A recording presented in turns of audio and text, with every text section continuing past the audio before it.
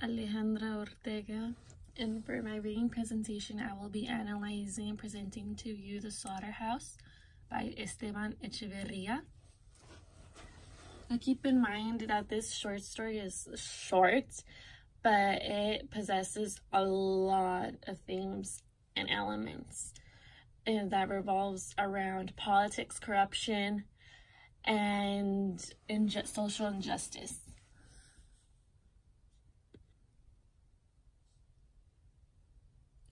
So what is there to know about the author? Well, Esteban Echeverria was born in the year of 1805, and he died in 1851. I believe that was around in his 40s. He was born in Argentina. He was from Argentina.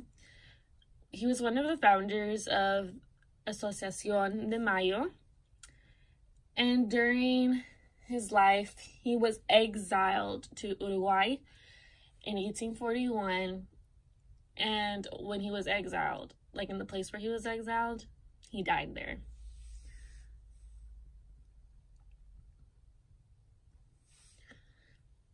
This is just a little background about the slaughterhouse. So, the slaughterhouse was most likely written in 1838, but it was not published until 30 years later.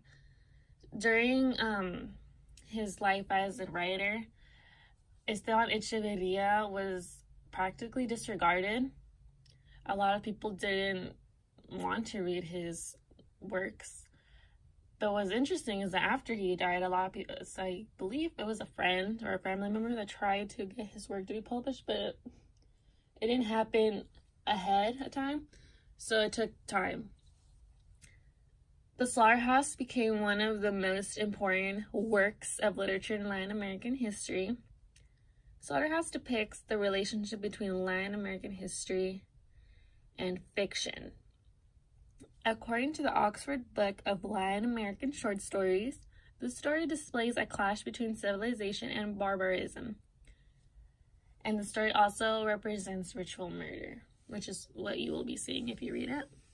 You will be seeing a lot of ritual murder in there.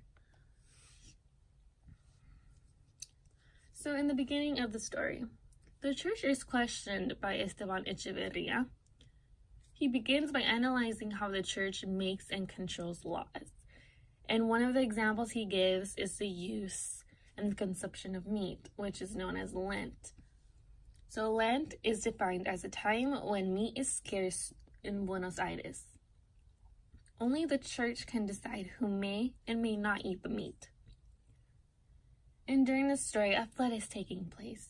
To many individuals, the flood represents the gods. The gods are angry with the people, and God is punishing them. For some reason, which is not understandable, God is punishing them. Esteban Echeverria does not hesitate when he's using the term slaughterhouse. As a matter of fact, while you're reading this story, slaughterhouse in a way has multiple meanings, but it's usually used to describe where the meat is coming from. Note the book Slaughterhouse is meant to not only evoke disgust to readers, but to inform them of what happened in Buenos Aires.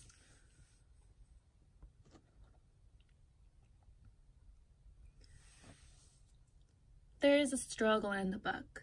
There is an insufficient amount of meat for Lent.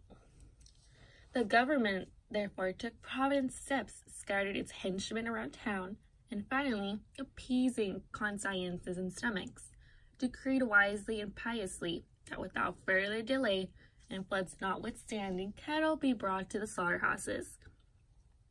There are 50 steers ordered to be slaughtered by the government. Usually, during Lent, 250 and 300 meats are consumed. According to the church, only 1/3 of the population should enjoy meat. Everyone else, bummer. The church, again, has the power to distribute the meat to whomever it pleases. The church holds the key to all stomachs. And I found this citation very interesting because it shows basically how tied up people's rights are, because the government and the church controls everything. They control society. They are above law.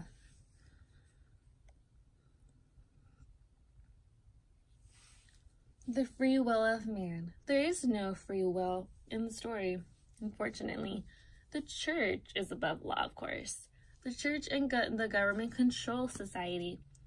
The author argues that it is so ridiculous that perhaps one day it will be prohibited to breathe, to take walks, and even chat with a friend without previous permission from competent authorities. In this matter, you have to ask for permission from the church and the government.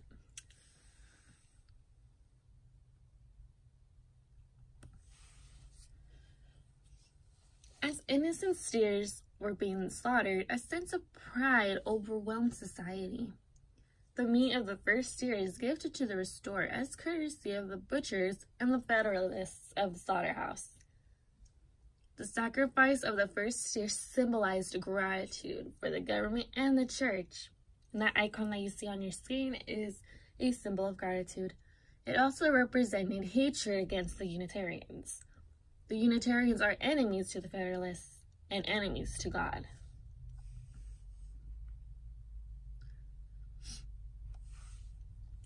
The slaughtering continued on. 1 steer, 2 steers, 3 steers. All the steers seem to have been slaughtered, except for one. The author describes the scene as grotesque. 49 steers were stretched out upon their skins, and about 200 people walked about the muddy, blood-drenched floor. Blood is everywhere. The air smells of blood. Everyone went about their day. So to them, this was okay. This was acceptable. This was something they did often. There was nothing. This event was nothing to be looked down upon.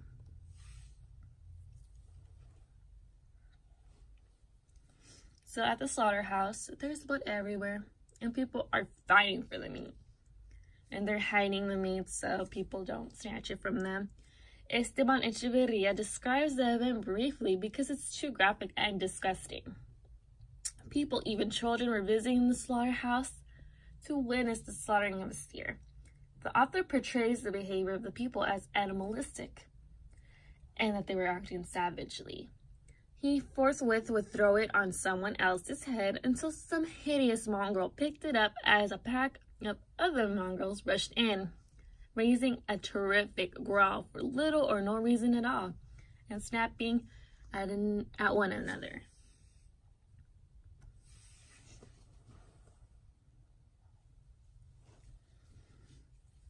So this one particular steer that is still alive, it's being questioned on whether it's a steer or not. Some people believe that it's a bull. And while people are arguing back and forth with each other, trying to identify what this thing is, the bull is able to break free from the bind of ropes and heads toward the city. And as he's doing that, he decapitates the child. And he successfully escapes from the slaughterhouse. And on the way there, the bull tramples on an Englishman. So there's 2 victims in the situation. And in this scene, there is a butcher. And for some reason, this butcher is very, very famous. And is given the name of Mata Siete, which means kill 7. And he is able to recapture the bull. And he is recognized as a hero.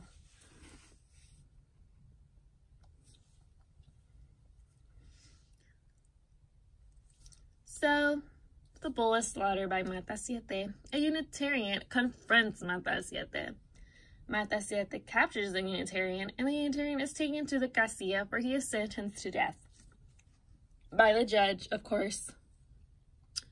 The Unitarian was tortured, ordered by the judge. The Unitarian is full of rage and tells the judge that he'd rather die on the spot rather than having to be tortured like this. Eventually, the judge agrees and orders for him to be killed. And what I found very, very inhumane and unjust is that he said, "Poor devil, we wanted only to amuse ourselves with him, but he took things too seriously."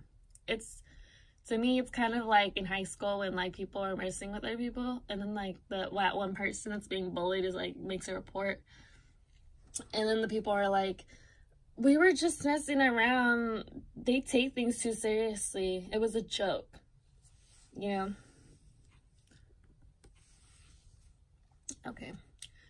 So there are important ideas I believe that one should consider when reading The Slaughterhouse. The Unitarian was dehumanized by the judge and his people. The author did not support the Federalist behavior. There's corruption made by the church and the government. Society is manipulated. The story of the slaughterhouse is meant to represent Rosa's federation, and the slaughterhouse itself is supposed to represent the headquarters of the federation. And that is my presentation. I hope you all enjoyed it and have learned something from it. Have a nice day.